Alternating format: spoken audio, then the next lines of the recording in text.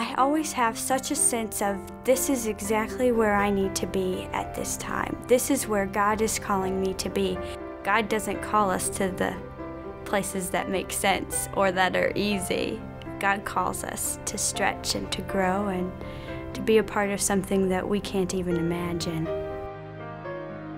It's that inner Franciscan spirit, which is the spirit of Francis, which is the spirit of serving the poor and the needy, wherever that mission is called for.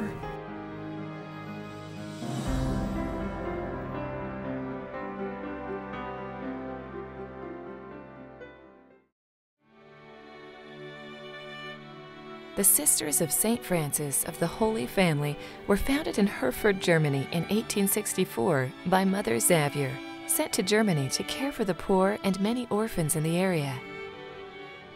Her heart was touched and her conscience was touched by the plight of the orphans. Pretty soon other young women came and asked to join her community, and by '69 they became an established community.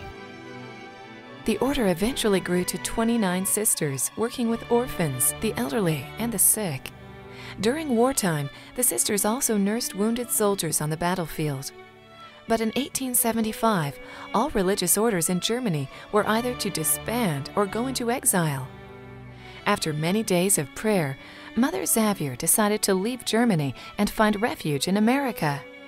She and the other sisters would find themselves in Iowa City, Iowa, continuing their work with the poor and establishing the first Catholic orphanage in Iowa.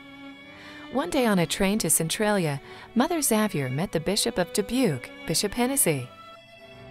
That was another of those fortuitous meetings for our future, because Bishop Hennessy told her about an endowment from a rich German couple, and they wanted their money to go to build an orphanage.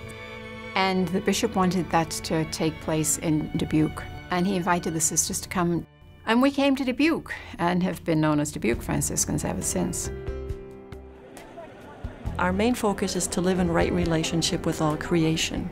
It's a bigger picture that's touching all of our hearts. And for me, that's just a new energy and a new excitement about who we are. We are continuing to try to live out our call today and are willing to be challenged by each other, by the world we live in, as we continue to respond to the needs of the times today. One of the essential needs that the sisters have always provided has been education. I had a tremendous privilege in life because I could read, but thinking about that privilege, I thought about the Dubuque Franciscans who taught me. And I thought, how did it come together that I had good teachers so that as an adult, I have this tremendous privilege. I can read. When I was a kid, I was known as a flats kid, and those were generally people who were blue-collar kids. But we were given what I would call a white-collar education. And this came from a 5th grade teacher who was awfully tough on me, but one thing that she had us do is we had poetry sheets in our desk. So I can still see us wiggling in our seats, eager to pull out those poetry sheets. Here's one of them, and we used to always use hand motions as well. I blew a bubble, a big soap bubble as big as that, and right in the middle with wings all twiddle sat an elf with a fiddle and a bright pink hat. And then I forgot the rest of it, but in the end everything goes splat. But the point of that is the creativity of those Franciscan nuns, and they were eminently creative. And that part has been a strong part of who I am as a person. I enjoyed teaching because I could touch the lives of many of my students in the way my parents have touched my life in bringing me closer to the Lord. I have great happiness and joy in knowing that I've helped them so well. I pray often for my former students.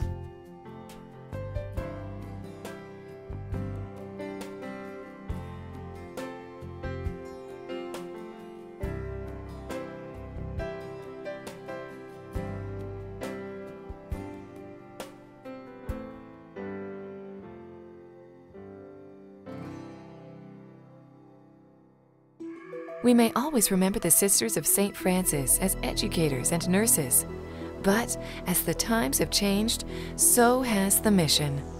They have stretched themselves all over the country and internationally, helping those who need it most. I think the branching out and responding to needs in a variety of places is just part of our core. St. Francis was always about just having the people do whatever the needs were. We have some people who are working in areas of health and wellness. We have people working on sustainable economic systems, doing after-school education programs, adult literacy, English as a second language. We're about as diverse in the works as the needs of God's people. Honduras is the second poorest country in the Northern Hemisphere, so there's a lot of suffering and violence that poverty generates. I work with young people, and I teach English to the upper grades, and do evangelization and do counseling. For me, it's a privilege to work with poor people, and it's a privilege to be accepted by them and trusted by them. The gospel was written from the perspective of the poor, and I've discovered you really don't understand the gospel until you understand a little bit what it is like to be poor. So that's one of the riches I receive, is a depth of faith from the people. I always think about our older sisters. It's because of them that I could walk with these people, that I can be where I am and be happy, and that's like a confirmation that I'm in where I should be right now. The Sisters of St. Francis have always been there, sharing themselves with the world, helping those who are in need. A story of our early sisters begging, and one of the sisters knocked at the door of a person who had a lot of financial resources, and he opened the door and she said, "I'm here begging for our work." And he looked at her and he spit in her hand, and she said, "Okay, that's for me. Now what do you have for the orphans?" And so I think that's the whole thing of, we're here to attend to be observant, to see what needs to be done. And not for ourselves, but so that we help other people have a quality of life. If you've had somebody who taught you to read, taught you to do math, taught you to believe in yourself, that you've been prayed for every day of your life because a former teacher, a Dubuque Franciscan, prays for every student she ever taught every day of her life, then I think it's important that all of us find ways to give back.